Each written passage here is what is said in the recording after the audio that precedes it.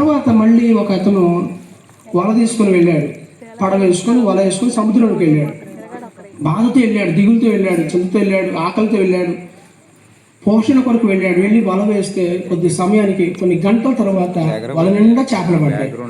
ఆ వల నిండా చేపలు పడితే ఆ పడవ వేసుకొని వస్తూ అంటాడు, ఓ సముద్రమా, ఈరోజు నా కడుపు నింపావు, నువ్వు నా పోషకుడు అన్నాడు. నేను స్తోత్రం. చిన్నపిల్లడు ఏమన్నాడు? ఎవరిని గుర్తుపెట్టుకోండి ఈ మాట.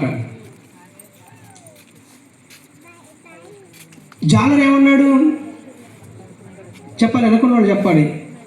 జాలరు ఏమన్నాడు? ఈరోజు నాకు చేపలను ఇచ్చావు, నా పోషకుడు అన్నాడు. దేవుని స్తోత్రం. తర్వాత మళ్ళీ ఒక తల్లి నలుగురు పిల్లలు ఆ ఆట ఆడుకోవడానికి మన సముద్రం దగ్గరికి వెళ్ళారు. సరదాగా సెలవులు వస్తే నలుగురు వెళ్ళారు, ముగ్గురే తిరిగి వచ్చాడు, ఒక రాలేదు. ఈ కబురు వాళ్ళ అమ్మకి అందితే సముద్రం దగ్గర రోజు కూర్చొని ఏడుస్తూ ఉంది, సముద్రమా, నువ్వు నా కుమారుడిని చంపేశావు, నువ్వు హంతకులు అంది, నా కడుపు కోత మిగిల్చావు అని సముద్రాన్ని ఎన్నో మాటలంటూ కన్నీరు కారుస్తూ ఉంది. కొద్దిసేపటికి మళ్ళీ ఒకడు మూతికి మాస్క్ పెట్టుకొని ఆక్సిజన్ పెట్టుకొని కాళ్ళకు చేతులకు చక్కని ఫిష్ యొక్క రెక్కలు తగిలించుకొని చక్కగా దాన్ని ఒక కోటు వేసుకొని సముద్రంలోకి పడవలోంచి దూకేశాడు. అట్టడికి వెళ్ళిపోయి విలువైనటువంటి ముత్యాలను తీసుకొని మళ్ళీ బయటకు వచ్చాడు. బయటకు వచ్చి వాటిని నమ్మిన తర్వాత వాని పేరు ఒక మంచి రికార్డులోకి ఎక్కాక అతను అంటాడు, ఓ సముద్రమా, నా పేరును అంతటా ప్రపంచమంతటా గొప్ప చేశావు, నన్ను ధనవంతుడుగా చేశావు, నువ్వు చాలా గొప్పదాను అన్నాడు. దేవుని స్తోత్రాలు. ఇప్పుడు ఎంతమందిని చెప్పాను? చిన్నపిల్లవాడు ఏమన్నాడు? తర్వాత జాలరు ఏమన్నాడు? పోషకుడు అన్నాడు. తర్వాత ఒక తల్లి ఏముంది? నా కడుపు కోతే మిగిల్చావు, నా బిడ్డను తీసుకున్నావు అంది. నాలుగో వ్యక్తి ఏమన్నాడు? ముత్యాల వేటకు వెళ్ళి ముత్యాలు తీసుకొని వస్తే తన పేరు ఖ్యాతిని పెంచాడు అన్నాడు. ఇప్పుడు గమనించండి, సముద్రంలో మార్పు ఉందా? సముద్రంలో ఏమైనా మార్పు ఉందా? ఏమన్నా చెప్పాలి. సముద్రంలో ఏమైనా మార్పు ఉందా? అదే సముద్రం, అదే అలలు, అదే ఘోష, అదే తీరు. సముద్రంలో మార్పు లేదు, కానీ సముద్రము నలుగురికి 4 రకాలుగా కనపడింది. అవునా? నలుగురికి 4 రకాలుగా కనపడింది. అందుకనే ఈ సిలువ నశించే వారికి వెర్రితనం, కానీ రక్షింపబడుతూ ఆయన చెంతకు చేరుతున్న వారికి దేవుని శక్తి. చప్పట్లు కొట్టి దేవుని నామమున మహిమపడతాం. హల్లెలూయా. సముద్రంలో మార్పు లేదండి. మరి అలాంటిది సముద్రాన్ని ఎల్లలు వేసినవాడు, సముద్రాన్ని సరిహద్దులతో ఉంచినవాడు, ఆయనలో మార్పు ఉంటుందా? ఆయనలో మార్పు ఏమీ లేదు. ఒకరికేమో అందరి యొక్క పాపముల నిమిత్తమై ఆయన అంత శిక్షను అనుభవించాడు. దేవుని స్తోత్రం. ప్రియ స్నేహితులారా, ఈ రాత్రి నేను చెప్పాలనుకున్న మాట ఏంటంటే, ఈ సిలువ ఎలాంటిది అంటే, ఈ సిలువ అనగా నీ గుర్తుకు రావాల్సింది ఆయన నన్ను చూస్తున్నాడు. ఈ సిలువ అనగా నీ గుర్తుకు రావాల్సింది ఏంటంటే దేవుని ప్రేమ. ఆ ప్రేమ ఎలాంటిదో తెలుసా?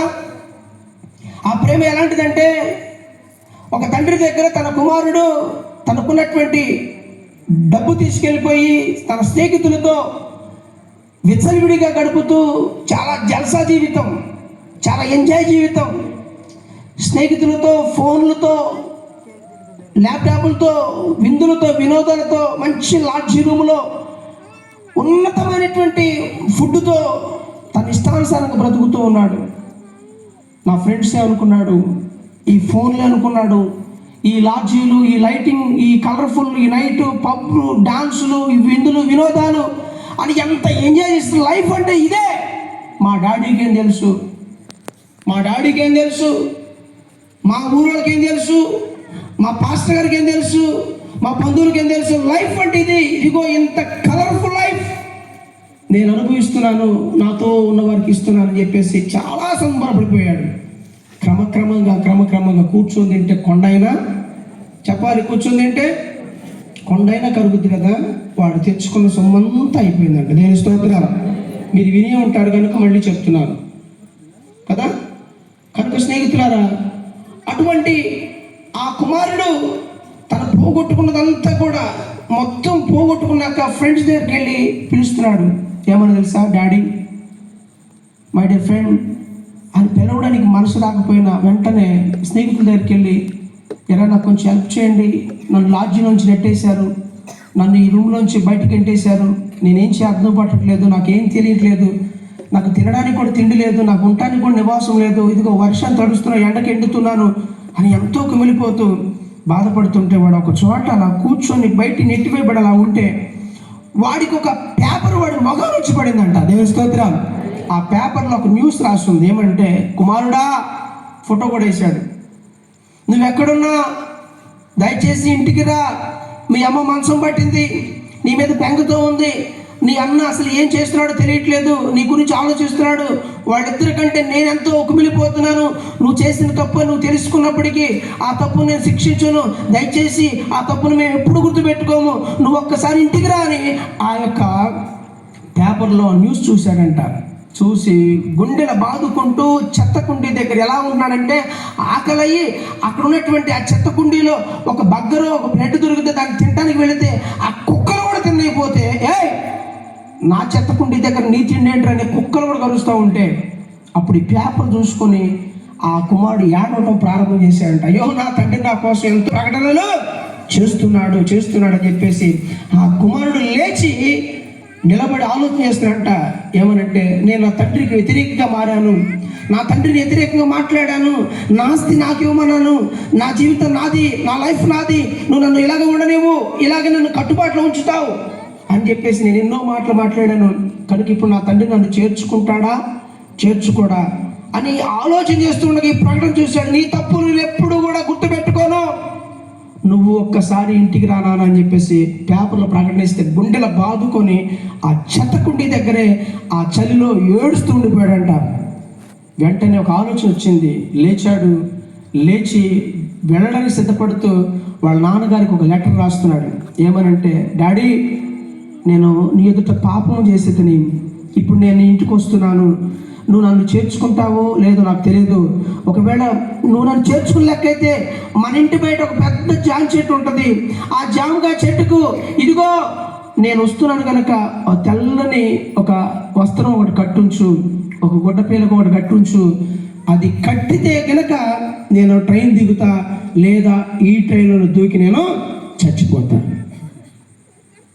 అని ఒక లెటర్ రాస్తే ఆ లెటర్ ఆ తండ్రి చదువుతూ ఆ తండ్రి ఎంతో వేదన పడి దుఃఖపడి, అయ్యో నా కుమారుడు వస్తున్నాడు, ట్రైన్లో వస్తున్నాడు కనుక ఆ కుమారుడు చివరి మాట చెప్పాడు చూడండి, నువ్వు కనుక ఈ యొక్క ఆ తెల్లగుడ్డ ఆ ఇంటి ఆ జామ చెట్టు కట్టకపోతే నేను దూకి ట్రైన్ కింద పడి చచ్చిపోతాను అనగానే ఆ మాట, చచ్చిపోతాను అన్న మాట కోసం ఆ తండ్రి ఎంతో కలవరపడి ఆ కుమారుడు రాక కోసం ఎదురు చూస్తూ ఉంటే ఊరు దగ్గరికి వస్తూ ఉంది. కుమారుడు గుండెల్లో ఒక వేదన, బాధ, రోదన. నా తండ్రి మా ఇంటి బయట ఉన్నటువంటి ఆ చెట్టుకు ఆ వైట్ క్లాత్ కట్టాడా కట్టలేదా? కట్టకపోతే నేను చావేమేమో, నాకు శరణ్యం. కట్టి ఉంటాడా? కట్టలేదు. కట్టి ఉండడే బహుశా, ఎందుకంటే నేను అంతగా వ్యతిరేకంగా పాపము చేసి తిని, అంత వ్యతిరేకంగా మాట్లాడి తిని, అంత వ్యసనాల పారైతిని. ఇదిగో నా దేహము చూసి, నా చిప్పురితనము చూసి, నా మురికి గుడ్డలు చూసి, నా స్థితి చూసి నన్ను ఎవడు చేర్చుకోలేకపోయాడు. నా స్నేహితులే, నాతో ఉన్నవారే, తిన్నవారే, కలిసిన వారే ఎవడు నన్ను పట్టించుకోలేకపోయాడు. కానీ నా తండ్రి ఎదుట నా సొమ్ము తిన్నవాడు నన్ను పట్టించుకోలేదు. కానీ ఇదిగో నా తండ్రి సొమ్ముని కాగజేసినటువంటి నేను, నా తండ్రి నన్ను ఇంటికి చేర్చుకుంటాడా? నా కోసం ఆ జామ చెట్టుకు ఆ వైట్ క్లాత్ కట్టి ఉంటాడా? కట్టకపోతే ఇప్పుడు నాకేంటి శరణం? తండ్రి కూడా చూస్తున్నాడు.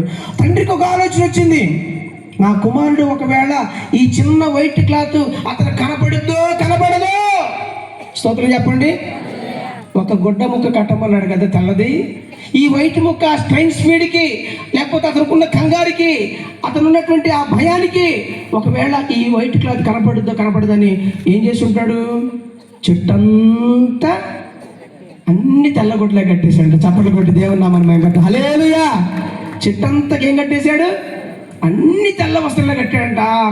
కుమారుడి యొక్క హృదయము ఉప్పొంగిపోయి ట్రైన్ దిగి అలా నిలబడి అడుగు వేయడానికి ధైర్యం చాలకపోతే తండ్రి పరిగెత్తుకుంటూ వచ్చి మెడ మీద పడి ముద్దు పెట్టుకున్నాడంట. చప్పట్లు కొట్టి దేవుని నామని మేము కట్ట. హల్లెలూయా. తండ్రి ప్రేమ అది. ఎలాంటి ప్రేమ అంటే అవి పరమును వేడిన ప్రేమ, ధరలో పాపిని వెదకిన ప్రేమ. పరమును వీడిన ప్రేమ, ధరలో పాపిని వెదకిన ప్రేమ. నిన్ను కరుణించి ఆదరించి సేదీర్చే నిత్య జీవమిచ్చే ఆశ్చర్యమైన ప్రేమ. కల్వరిలో నీ ప్రేమ మరణము కంటే బలమైన ప్రేమది. నన్ను జయించిన నీ ప్రేమ ఆశ్చర్యమైన ప్రేమ. పరమ తండ్రి యొక్క ప్రేమ పరిగెత్తుకుంటూ వచ్చింది, కుమారుడి ప్రేమ నిలిచి ఎలాగ చూస్తుంది. కారణం ఏంటంటే ఆ తండ్రి ప్రేమ కొలవలేనటువంటిది. ఈరోజు ఆ సిలువను చూస్తుండగా ఆ సిలువకు ఒకప్పుడు విలువ లేదు, అది శపితమైంది, అది అవమానకరమైనది, అది చాలా బాధకరమైనది. దాన్ని చూసి ఎందరో దాన్ని మన మరణానికి సూచన రాని దాన్ని అసహించుకున్నటువంటి వారు ఉన్నారు. కానీ అటువంటి సిలువకు విలువ తెచ్చిన వాడు ఒకడే, ప్రభువైన యేసుక్రీస్తు. అని నేను అంటాను, నమ్మితే చాలు. నువ్వు ఆ సిలువ వైపు చూస్తే చాలు, ఆ సిలువ ప్రేమను గుర్తిస్తే చాలు, ఆ సిలువ వైపు నువ్వు తేరి చూస్తే చాలు. దేవుని స్తోత్రం. ఈ రాత్రి ఈ పూట నేను చెప్పాలనుకున్న మాట ఏంటంటే, సిలువను గుర్చినటువంటి వార్త నశించే వారికి ఎలా ఉంటుందంట? వెరితనంగా ఉంటుంది. ఇప్పుడు గమనించండి, బైబిల్ గ్రంథంలో ఫరో దగ్గర చాలా డబ్బులు ఉన్నాయి, కానీ మోషే దగ్గర డబ్బు లేదు. కానీ ఫరో దగ్గర ఎవరు నిలబెట్టాడు? మోషేను నిలబెట్టాడు. ఈ మాట మీరు చాలాసార్లు విన్నారు. రెండవది, యోసేపు దగ్గర ఒక బానిసగా ఉన్నాడు, కానీ యోసేపు పోతీఫర్ ఇంట్లో ఎలా ఉన్నాడు? ఒక ఒక ఒక మంచి ప్రధానమంత్రిగా ఉన్నాడు. దేవుని స్తోత్రం. ఇంకొక మాట చెప్తాను. ఇప్పుడు నెబుకద్నెజరు అంత ఘనత ఉంది, కానీ దానియేలు, షడ్రక్, మేషక్, అబేద్నెగోలకు ఆ ఘనతలో నుండి ఈ నెబుకద్నెజరు దేవుని తట్టు మళ్ళించారు. దేవుని స్తోత్రం. అందుకని బైబిల్లో మీరు చూస్తే సామాన్యులు కూడా ఎక్కడి నుంచో పెట్టాడంటే దేవుడు రాజుల ముందే నిలబెట్టాడు. ఎన్నిక లేని వారిని కూడా దేవుడు ఎన్నుకొని వారి ముందు నిలబెట్టాడు.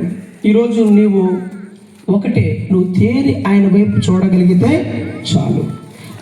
దేవుని మాటకు నువ్వు లోబడితే చాలు, నీ పాపమును ఒప్పుకుంటే చాలు, నీ అతిక్రమమును దాచిపెట్టుకోక దాన్ని విడిచిపెడితే చాలు. తప్పిపోయిన కుమారుడు అదే చేశాడు. చాలా మార్లు ఈ ప్రసంగాన్ని మనం విన్నాం. స్నేహితులారా, ప్రభునందు ప్రియ దేవుని పిల్లారా, ఆ కుమారుడు తిరిగి రావడానికి అతడు చేసిన ఒకే ఒక పని, తండ్రిని ఎదురు నేను పాపము చేసి తిని ఇక మీద నీ కుమారుడిని పెంచును కాను అంటున్నాడు. మీరు గమనించండి, ఒక చిన్నవాడిని దేవుడు నిలబెడుతున్నాడు. ఈరోజు నువ్వు బలహీనుడు కావచ్చు స్నేహితుడా, ఒక దైవజనుడుగా, ఒక తండ్రిగా, ఒక ఆత్మీయుడిగా చెప్తున్న మాట ఏంటంటే, నీ ముందు గొల్యాతు బలవంతుడు కావచ్చు, కానీ ఇక్కడ మనం గమనిస్తే అతడు ఒక చిన్న పని చేశాడు. దేవుని శక్తిని ధరించుకున్నాడు. దేవుని స్తోత్రం. దేవుని ప్రేమ ఏంటో ఎరిగి ఉన్నాడు. అనేక మంది ఆయుధాలను పట్టుకోవడానికి ప్రయత్నం చేశారు, కానీ గొల్యాతును చంపడానికి దావీదు కేవలము దేవుని శక్తి మీదే ఆధారపడ్డాడు. దేవుని స్తోత్రం. ఎక్కడ 6 మూరల జానడు గొల్యాతు, ఎక్కడ చిన్నవాడైనటువంటి పొట్టివాడైన దావీదు, చాలా చిన్నవాడైన దావీదు. ఒక్క రాయితోనే, దేవుని స్తోత్రం, ఒక్క రాయితోనే. ఇక్కడ డబ్బు పని చేయలేదు, అధికారం పని చేయలేదు, బలం అంతకంటే పని చేయలేదు. కేవలము దేవుని శక్తి, దేవుని ప్రేమే. దేవుని స్తోత్రం. ఈరోజు ఒక చిన్న ముఖస్తుతి మాట కాకపోతే ఇక్కడికి ఈ వ్యక్తిని, లేకపోతే ఈ అధికారిని, లేకపోతే ఈ నాయకులను మన మధ్య పంపించింది ఏమై ఉంటుంది అంటారు? డబ్బు అంటారా? నిజం చెప్పండి. అధికారం అంటారా? నేనంటాను, మన మీద ఉన్న ప్రేమ. దేవుని స్తోత్రం. చప్పట్లు కొట్టి దేవుని నామమున మహిమపరచు. హల్లెలూయా. ఆ ప్రేమ మనము కలిగి ఉంటే, ఆ ప్రేమ ఎవరిని ఎక్కడికైనా ఆ ప్రేమ కలిగి ఉన్నాడు కనుకనే ఆ తండ్రి తన కుమారుడు మురికితో ఉన్నా, దేవుని స్తోత్రం, ఆయనకు మురికితో పని లేదండి. ఎవరితో పని? ఆ కుమారుడితో పని. నీకున్నటువంటి స్థితిని బట్టి, నీకున్న కులాన్ని బట్టి, నీకున్న మతాన్ని బట్టి, నీకున్నటువంటి ఆధిక్యతను బట్టి దేవునికి పని లేదు. ఆయన ఆయన ప్రేమ స్వరూపి. దేవుని స్తోత్రం. ఆ ప్రేమ ఎలాంటి ప్రేమ అంటే మాటలు చెప్పి తప్పుకునే ప్రేమ. కొంతమంది మాటలు కోటలు దాటుతాయి. అవునా? మీరు గమనించండి. అడగండి, అయ్యా మీ దేవుడు ఎలాంటి వాడు మీరు అడగండి. గొప్పోడండి మా దేవుడు కరుణామయుడండి, దయామయుడండి, అయ్యా జాలిగల దేవుడు అండి అంటారు. అమ్మ కోట పెడుతున్నాడు, అది చెయ్యి ఖాళీ లేదు. దేవుని స్తోత్రం. చెయ్యి ఖాళీ లేదు, అటు పైకి పోయినా అడగండి. ఎప్పుడన్నా అమ్మ దేవుడు ఎలాంటి వాడు, ఏం చేశాడు, మమ్మ తల చెట్టు ఆడుతుంటే పోయిందండి తలకాయ నొప్పి, జ్వరం వచ్చి మంచాన్ని పెడితే పప్పుచారు వాసన తిందామని ఓపికలు లేకపోతే దేవుడు నన్ను స్వస్థపరిచాడండి. అమ్మ మీటింగ్ పెడుతున్నాం, అమ్మ ఏదైనా సహాయం అంటే ఏం పోతా మీటింగ్ లేనా అమ్మ నమ్మకం. నేను పొగట్లే మిమ్మల్ని, మా హోటల్ లేకుండా చెబుతున్నాను. దేవుడిని నువ్వు మాటలతో చెబుతున్నావా, క్రియలతో చేస్తున్నావా? నా ఆస్తి నాకు ఇవ్వండి, ఇచ్చేసాడు తండ్రి, నీదే బాబు తీసుకెళ్ళిపో, నువ్వు ఆగం చేసుకుంటావో, తలకు పోసుకుంటావు, నెత్తినేసుకుంటావో, నీకు ఇవ్వాల్సిన బాధ్యత నాది, ఇచ్చేశాడు. దాన్ని సద్వినియోగం చేసుకున్న వాడికి ఇంకా మెరుగైన దీవెన. దేవుని స్తోత్రం. వీడు దుర్వ్యాపారం చేసి వేశ్యగృహాలు తగలేసి వంటని వాడి కుక్కలు తినే ఆ బ్రెడ్ కూడా తినే యోగ్యత లేక చలిలో చచ్చిపడ్డాడు. కానీ తండ్రి ప్రేమ పరిగెత్తుకుంటూ వచ్చిన ప్రేమ. చెప్పండి వల్ల హల్లెలూయా. ఈరోజు ఆ ప్రేమ మాటలతోనే ఉందా, క్రియలతో కూడా ఉందా? ఆ ప్రేమ ఎంతవరకు తీసుకెళ్ళిందంటే ఆ ప్రభుని, ఆ రక్షకుడిని సిలువ వరకు తీసుకెళ్ళింది. అలాంటి అంటే షోలమిత్ అంటది, నా ప్రియుడు ధవళవరుడు రత్నవర్ణుడు. స్తోత్రం చెప్పండి. 10,000 మంది అక్కడ పళ్ళ వరుస ఉంది, చూసావా? అర్థమైందా? ఇప్పుడు చదివితే పరమగీతంలో నా ప్రియుడు ధవళవర్ణుడు రత్నవర్ణుడు 10,000 మందిలో అతి సుందరుడు. ఒక్కసారి చూస్తే మళ్ళీ చూడాలనిపించేవాడు. మనం ఆధార్ కార్డుల మొహాలు. నేను స్తోత్రం. అయినా సరే దేవుడు దయామయుడు, కరుణామయుడు అంటూ మంచిదే. ఆయన నువ్వు చెప్పినా స్థాయి పెరిగిద్ది, నువ్వు చెప్పపోయినా అదే స్థాయి ఉంటుంది. అవునా కదా? నా స్థాయి అంటే నాకు తెలియదా? మనకు ఎవరైనా చెప్పాలా? కానీ మన మాటలు కోట్లు దాటుతున్నాయి, కానీ మన కాళ్ళు గడప కూడా దాటలేదంటే. కానీ నా ప్రభు తన సింహాసనం యొక్క మహిమను విడిచిపెట్టాడు. చెప్పలేబడదాం హల్లెలూయా. తన మహిమను విడిచిపెట్టాడు కదా. మహిమను విడచి మహిలోకి దిగి వచ్చి మర్మముగా మారి మనిషిని మార్చావు.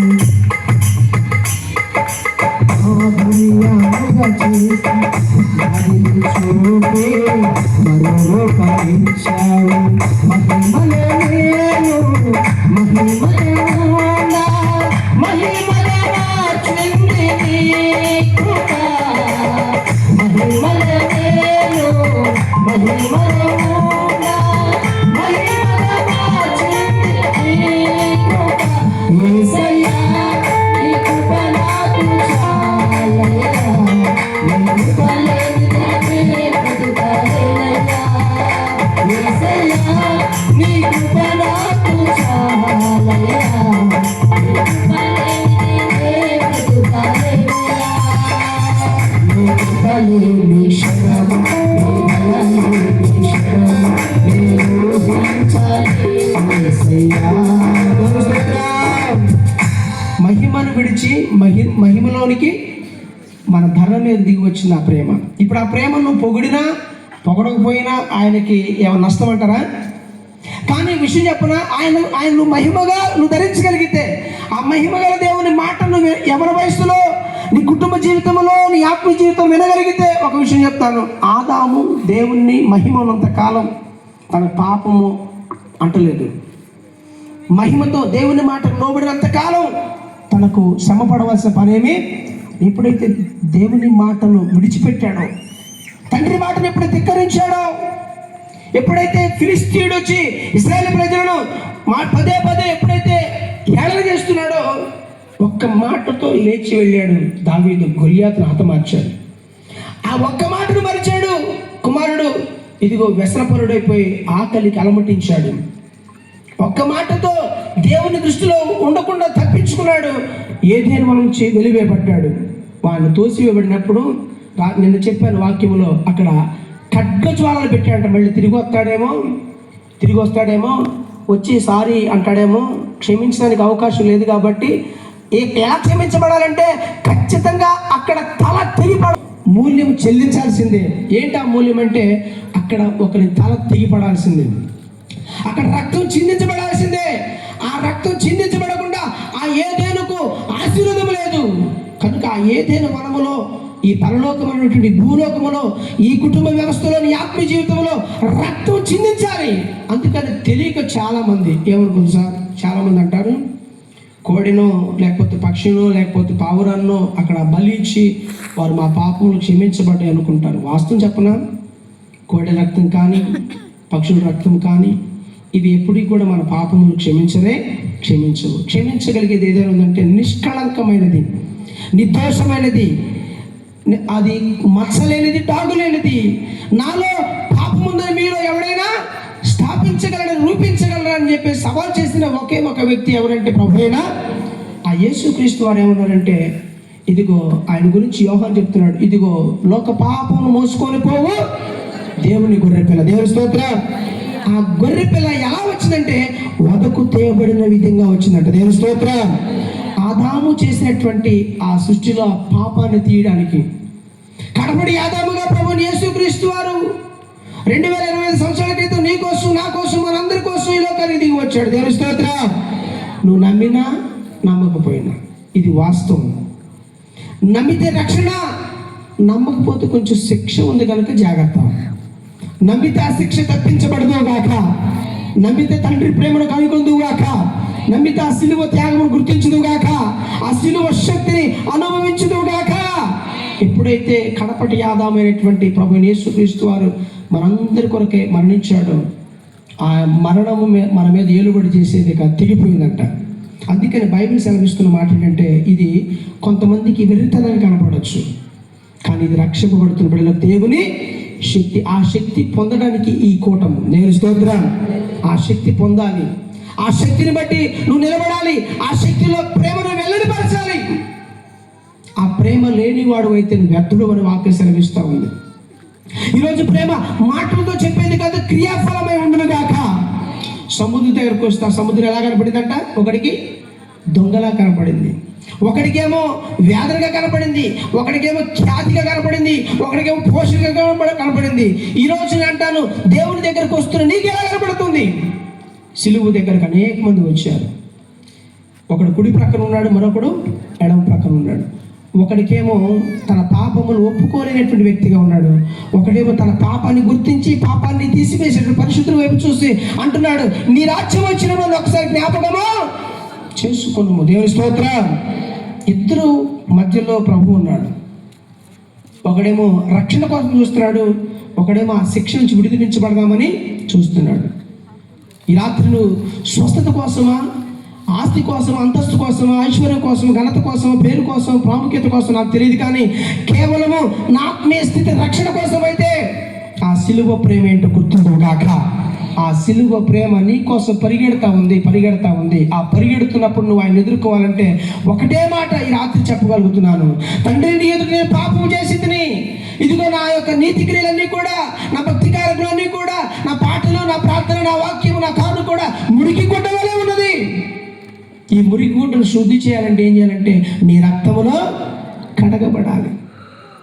ఈ రాత్రి ప్రభు నన్ను కడుగు, నీ ప్రేమను నాకు వ్యక్తపరచు, ఆ ప్రేమను గుర్తించి కనులు నాకు తెరువమన్నప్పుడు ఖచ్చితంగా ఆ ప్రేమ నీ కోసం పరిగెత్తుకొచ్చి తన మహిమ నీకు ఇచ్చునుగాక. చివరి మాట చెప్తున్నాను, ఇల్లు కట్టడం గొప్ప విషయమా? ఇంటిని మరి ఇంట్లో సంతోషంగా ఉండడం గొప్ప విషయమా? చెప్పండి, అందరూ చెప్పండి, ఒక్క మాట ముగిద్దాం. ఇల్లు ఎవడైనా కట్టుకుంటాడు కదా, అప్పో సొప్పో చేసేది కట్టుకుంటాడు, కానీ కట్టుకున్న ఇంట్లో ఎలా ఉండాలి? కుటుంబముగా సంతోషంగా ఉండుగాక. వాహనం కొనుక్కోవడం గొప్ప, వాహనమును కాపాడుకోవడం గొప్ప. చెప్పాలి, వాహనం కొంటారా? ఈఎంఐ పెడితే కూడా ఇస్తాడు. ఆ వాహనాన్ని ఏం చేయాలి? జాగ్రత్తగా వివాహం చేసుకోవడం గొప్పవా, లేకపోతే ఆ వివాహ జీవితాన్ని సంతోషంగా గడపడం గొప్పవా? చెప్పండి ఒకసారి, ఏది గొప్పతనం? ఆ వివాహ జీవితంలో ఆ ప్రేమ ఉందా? ఆ వివాహ జీవితంలో ఆ త్యాగం ఉందా? ఆ వివాహ జీవితంలో సమర్పణ ఉందా? నేనంటాను, ఈ రాత్రి ఎవడైనా ఇల్లు కట్టుకుంటాడు, భక్తి ఎవడైనా చేస్తాడండి, భక్తి కార్యక్రమం ఎవడైనా పార్టిసిపేట్ చేస్తాడు, కానీ ఆ భక్తి జీవితంలో ఆ దేవుడి ప్రేమను, ఆ శిలువ త్యాగమును, ఆ యొక్క శిలువ యాగమును నువ్వు గుర్తించే వ్యక్తివై ఉందోగాక. ప్రభు గొప్పవాడని చెప్పడం గొప్ప విషయం కాదండి. ప్రభు యొక్క ప్రేమను పంచటము గొప్ప విషయం. ప్రభు యొక్క శక్తిని చాటించడం గొప్ప విషయం. ఎక్కడో నిర్భాగ్య స్థితిలో ఉన్నటువంటి మనలను, దౌర్భాగ్య స్థితిలో ఉన్న మనలను ఈరోజు మీరు గమనించి కొంచెం ఒక స్థాయికి రాగానే మనకేమొస్తాయి చెప్పండి? ఏమొస్తాయి? కొంచెం దేని గుర్తు? నాశనానికి గుర్తు.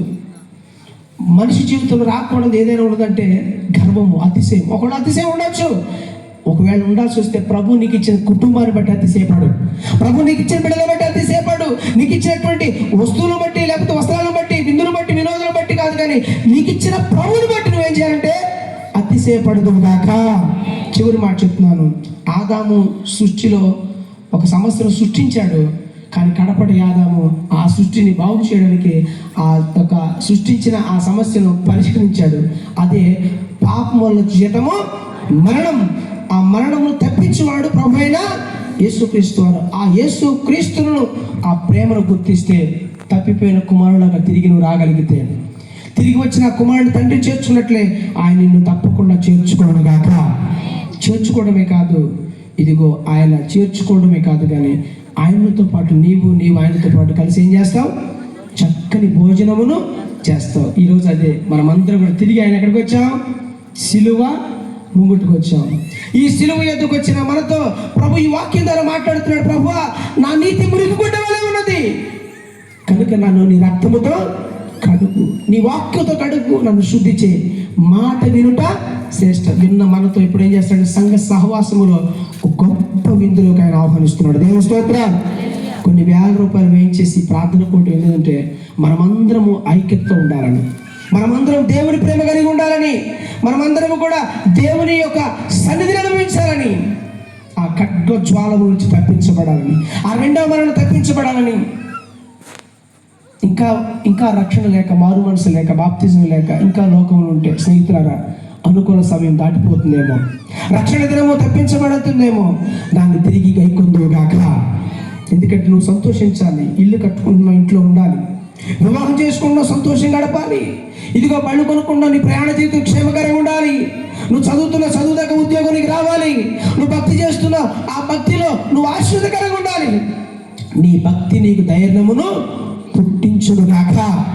ఈరోజు భక్తి చేసేవాడికి అధైర్యం వస్తుంది. కారణం ఏంటంటే ఎక్కడో ఒక లోపం మనలో దాగి ఉంటుంది. ఎందుకంటే చాలామందికి ఇష్టం ఈ పాట. ఇక్కడ మాటలు ఏం చేస్తారు? అక్కడికి తీసుకెళ్ళిపోతారు. అక్కడ మాటలు. అందుకే మా నాన్నగారు పాట పాడేవాడు. ఈ పాట పాడితే ఎంత కోపం ఆయనకి. ఆ పాట పాడమా కానివ్వండి అన్న. అంటే చక్కని పాట డాడీ అంటే ఏంటో పాట? ముసలమ్మ ముచ్చట్లు పరిశుద్ధ గ్రంథాన్ని దీక్షతో నడుము కట్టి ఇంటింటి తలుపు కట్టి, దీక్షతో నడుము కట్టి ఇంటింటి తలుపు కట్టి, యేసయ్యా మోసే చెప్పమ్మా, యేసయ్యా మోసే చెప్పమ్మా.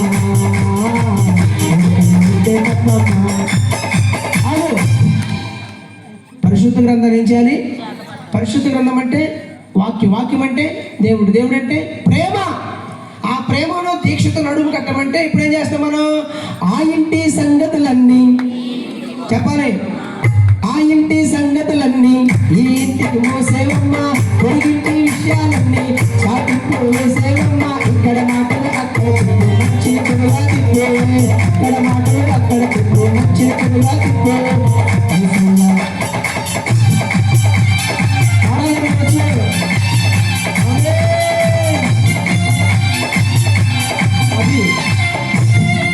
ఒకసారి ఇప్పుడు చెప్పండి, ఒకసారి ముగించుకుందాం.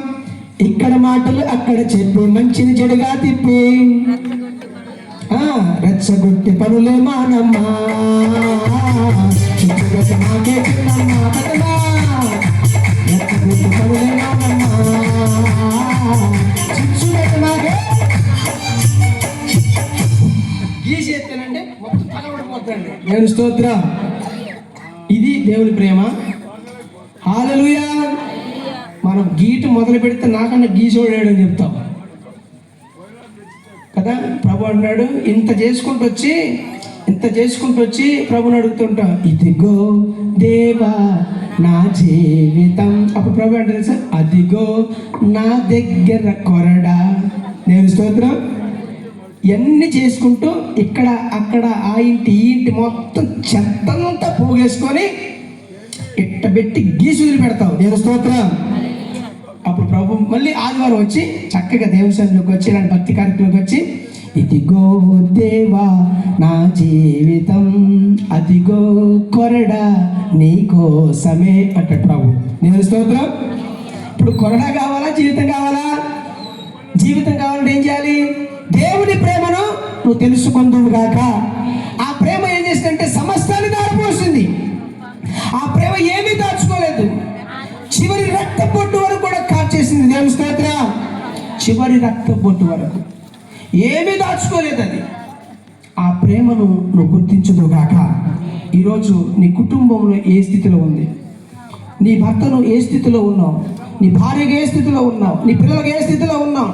ఆత్మీయుడిగా దేవుని సేవ పరిచయగా ఎలా ఉన్నావు? ఆ ప్రేమను గుర్తించి చాటించే వ్యక్తిగా ఉన్నావా? లేదా ఊళ్ళో చెత్తంతా పోగు చేసుకొని ప్రచారం చేసే ఆ చిన్నమ్మగాను పెద్దమ్మగాను ఉన్నావా?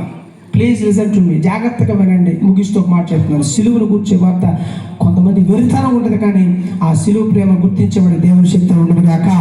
ఆ శక్తి దిగి వచ్చింది, మహిమనిచ్చింది, తన మహిమతో తీసుకువెళ్ళింది, తనతో పాటు కూర్చోబెట్టి చక్కని విందును జరిగించింది. ఆ మహిమ దావీదు మీద దిగి వచ్చింది, గొల్యాతును జయించేటట్టు చేసింది. ఆ దావీదు యొక్క వంశం నుంచి వచ్చిన వాడే ప్రభు అయిన యేసుక్రీస్తు వారు. ఆయనే ఓ మరణమా నీ ముళ్ళు ఎక్కడ, ఓ మరణమా నీ విజయం ఎక్కడని మరణం అనే పాపమును ఆయన సమాధి చేసి తిరిగి లేచాడు. చప్పలు కొట్టి దేవుని నామమున మహిమ. హల్లెలూయా. అట్టి దేవుని ప్రేమను, దేవుని శక్తిని గైకొని దేవుని కొరకు నిలబడదాం. దేవుడి ధన్యతను పొందుకుందాం. ఇంకా ఈ స్థలంలో ఎవరైనా రక్షణ లేకపోతే, మారు మనసు లేకపోతే, బాప్తిజం లేకపోతే సమయం ఎప్పుడో తెలియదు. ఫరో అనుకున్నాడు డబ్బు ఉంటే చాలు అనుకున్నాడు, నెబుకద్నెజరు అనుకున్నాడు రాజరికం ఉంటే చాలు అనుకున్నాడు, ఇదిగో పోతీఫరు అనుకున్నాడు, ఇదిగో ఈ సంపద ఉంటే చాలు అనుకున్నాడు. కానీ మోషేను దేవుడు ఎంపిక చేశాడు, దానియేలు షడ్రక్ మెషకులు ఎంపిక చేశాడు, అలాగని యోసేపును కూడా ఎంపిక చేసుకున్నాడు. ఒక బానిసలుగా ఉన్నవారిని దేవుడు హెచ్చించాడు. దేవుని స్తోత్రం. ఈ పూట ఈ రాత్రి నువ్వు ఏ స్థితిలో ఉన్నప్పటికీ కూడా దేవుని వైపు నమ్మకంగా నువ్వు చూడగలిగి తిరిగి మరలా ఆయన సన్నిధికి రాగలిగితే, ఆయన సిలువు ముందు రాగలిగితే, ఆ సిలువులో ఉన్న ఆ కుడివైపు దొంగను రక్షించుకున్నట్లు ఈ పూట నేను ఆయన రక్షించుకున్న గాక. దేవుడి ఈ మాట మన ఎన్నికలు దీవించును గాక. తల ఉంచుదాం, కళ్ళు మూసుకుని అందరం కూడా ప్రార్థన చేసుకుందాం. మోకరిద్దాం. అందరూ మోకరించి, అందరూ తల ఉంచి చిన్న ప్రార్థన అందరూ మోకరిద్దాం. Please listen to. అందరూ కూడా ఉన్న పాటుని మోకరించి ప్రభు ఇచ్చే సమయాన్ని బట్టి ఇంకా ఆ తప్పిపోయిన కుమారులాగానే ఈ లోకం అనేటటువంటి మిరిమిట్లో గలుపుతున్నటువంటి పరిస్థితుల వైపు వెళుతున్నట్లయితే ఈ పూట ప్రభు ఒక చక్కని అవకాశాన్ని ఇస్తున్నాడు. నా తండ్రి నన్ను చేర్చుకుంటాడా లేదా, నేను చేసినటువంటి క్రియను బట్టి అని ఎంతో ఆలోచన చేస్తున్నాడు.